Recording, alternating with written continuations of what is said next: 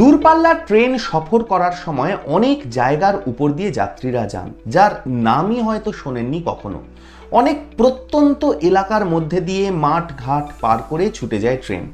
বেশিরভাগ ক্ষেত্রেই রেল লাইনের দুপাশে জনবসতি সাধারণত কমই থাকে। অনেক অজানা স্টেশন পড়ে রেল যাত্রার মাঝে, কিন্তু আমাদের দেশেই এমনও এক স্টেশন আছে যেখানে সারা বছর ট্রেন প্রায় থামেই না, থামে বছরে মাত্র একবার। কিন্তু কেন? এমন স্টেশন রাখারই কি মানে? সব বলবো এই গুরুত্বপূর্ণ প্রতিবেদন শেষ অবধি দেখুন। আমি দীপেন্দু, দ্য নিউজ বাংলা লাইভে আপনাদের স্বাগত জানাই।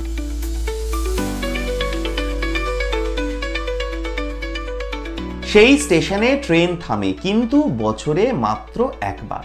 স্টেশনটা বাংলার ঠিক পাশের রাজ্য বিহারে। বিহারের ঔরঙ্গাবাদ জেলার এই স্টেশনের নাম অনুগ্রহ নারায়ণ ঘাট রোড। পিতৃপক্ষের সময় সেখানে ট্রেন দাঁড়ায় 15 দিনের জন্য।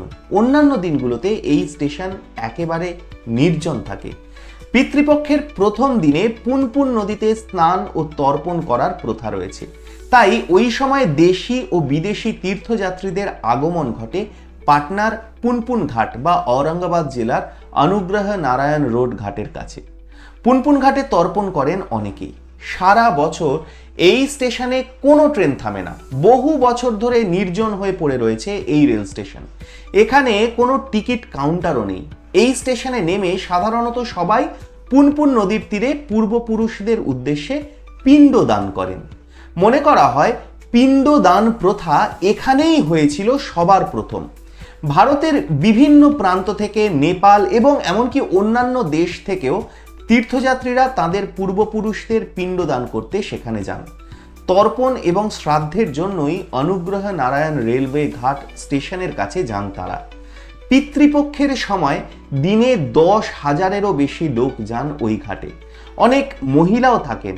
স্টেশন চত্বরে পানীয় জল, টয়লেট, মহিলাদের চেঞ্জিং রুম নেই, ফলে অনেকেই অসুবিধাতেও পড়েন। কিন্তু তাও বছরে মাত্র একবারই ট্রেন ওখানে থামে। এই পুনপুন নদীকে পুরাণে আদি গঙ্গা বলা হয়। বিহারের ঔরঙ্গাবাদে ঝাড়খণ্ডের সীমান্তে নবনগর ব্লকের তান্ডোয়ার কাছে এই নদীর উৎপত্তি। এখান থেকে উৎপন্ন এই পৌরাণিক নদীটা ঔরঙ্গাবাদ, আরওয়াল, জেহানাবাদের মধ্যে দিয়ে প্রবাহিত হয়ে পাটনা জেলার গঙ্গায় গিয়ে মিলিত হয়েছে। পুনপুন নদীর ঘাটে প্রথমে পিণ্ডদান না করলে গয়ায় পূর্বপুরুষদের উদ্দেশ্যে করা পিণ্ডদান বৃথা বলে বিবেচনা করেন নাকি অনেকেই।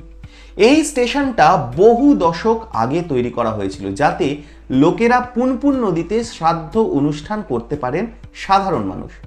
কেমন লাগলো আজকের এই প্রতিবেদন? আপনাদের মূল্যবান এবং গুরুত্বপূর্ণ মতামত জানান দ্য নিউজ বাংলা লাইভের কমেন্ট সেকশনে। আর দেখতে থাকুন দ্য নিউজ বাংলা লাইভ। দুর্নীতি রাজনীতির বাইরে এই ধরনের সব খবর জানতে চোখ রাখুন কেবলমাত্র দ্য নিউজ বাংলা লাইভে।